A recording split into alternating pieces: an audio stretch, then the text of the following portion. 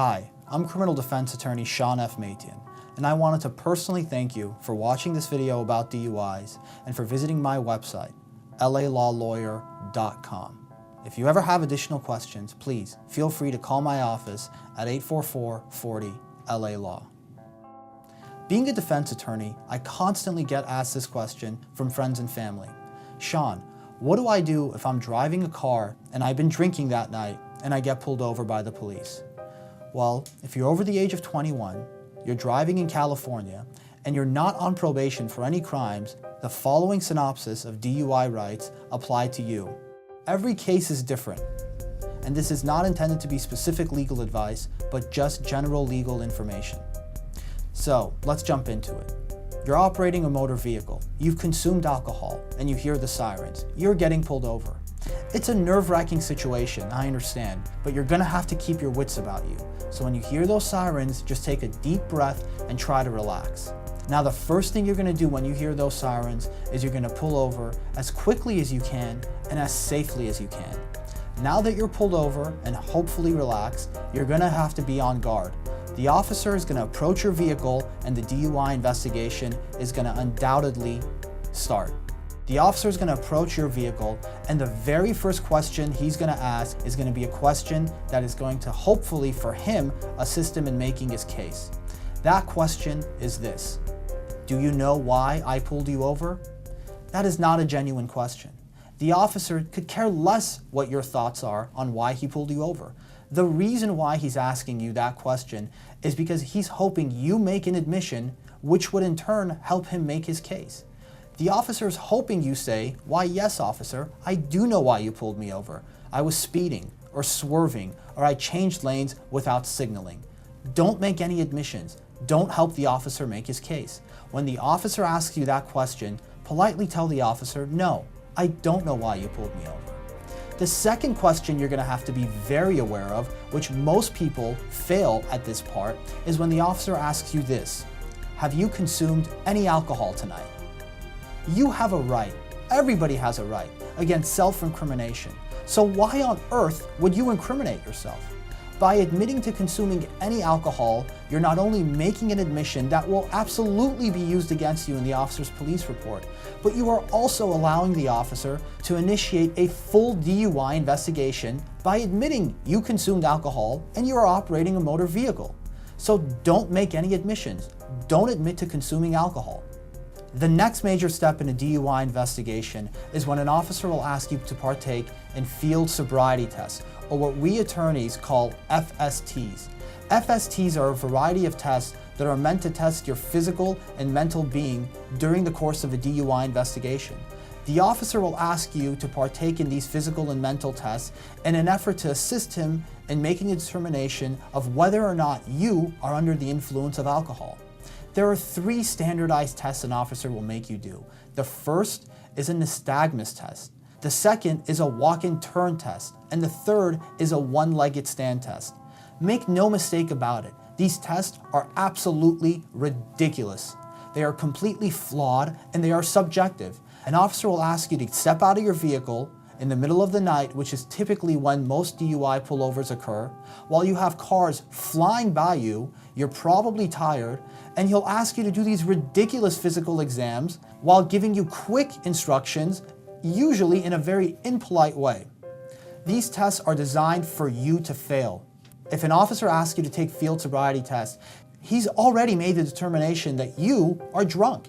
And he's already made the determination that you have failed your field sobriety tests even before they start. These tests are designed for you to fail. Field sobriety tests are subjective and flawed. In fact, a government's own study has concluded that at least 25% of field sobriety test results are completely inaccurate. It is because of the flawed and subjective nature of field sobriety tests that it is generally recommended, and I personally recommend, refusing to take field sobriety tests. In the state of California, you can refuse to take field sobriety tests without any legal punishment. So it is recommended that you do refuse to take these tests. The next step in the natural progression of a DUI investigation is when an officer asks you to take a preliminary alcohol screening test, or what we call a PAS test. A PAS device is essentially a portable small breathalyzer that an officer carries with him on the field. The PAS test is administered before you are arrested and is a part of an officer's DUI investigation. The purpose for a PAS test for the officer is to get a measurable amount of blood alcohol level that you have close to the time that you were driving. Again, it's administered before you are arrested, and that's important to remember, and it's typically administered right there at the scene of the pullover. Now, a PAS device, like I mentioned, is a part of the investigation of a police officer in connection with a DUI. And just like a field sobriety test, which is also a part of the officer's investigation pre-arrest, a PAS device can also be refused.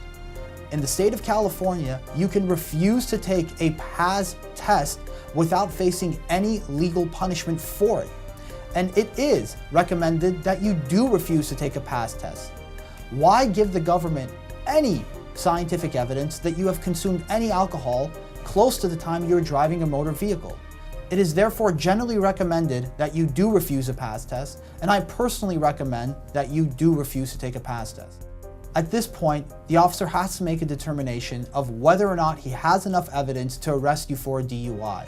If the officer decides to place you under arrest for a DUI, he will put you in handcuffs, put you in the back of a squad car, and take you to the police station. At some point, once you're at the station, he will advise you that you have to submit to a chemical test. Now, a chemical test could be in two forms. It could be a blood test or a breath test, and it's meant to determine your blood alcohol level. Now, you're probably thinking to yourself, wasn't the PAS test the breath test? Well, yes, but the chemical breath test and the PAS test are two different things. The PAS test occurs before you are arrested, and you are allowed to refuse the PAS test in the state of California without facing any legal punishment for your refusal. In the state of California, there is an implied consent law codified by Vehicle Code Section 23612. Essentially, what this law says is that if you are operating a motor vehicle and you are placed under arrest for a DUI, you must submit to a chemical breath test or blood test. So the main difference between a PAS test and a chemical test is that a PAS test occurs before you are arrested, typically right at the scene of the pullover, and a chemical test happens after you are arrested. The other main difference between a chemical test and a PAS test is that your refusal to take a chemical test can result in harsh consequences. You can be legally punished for refusal to take a chemical test.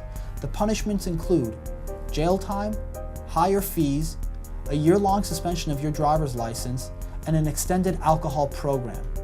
It is because of the implied consent law in the state of California that I recommend you always submit to a chemical test after you have been put under arrest for a DUI.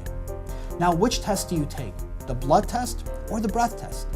Now, the blood test is typically more accurate, and a defense expert can later take a sample of that blood and re-examine it. However, a breath test, there's more to attack on from a defense perspective. So from a defense perspective, we always recommend a client submit to a chemical breath test as opposed to a blood test because there's more we can attack later on in court.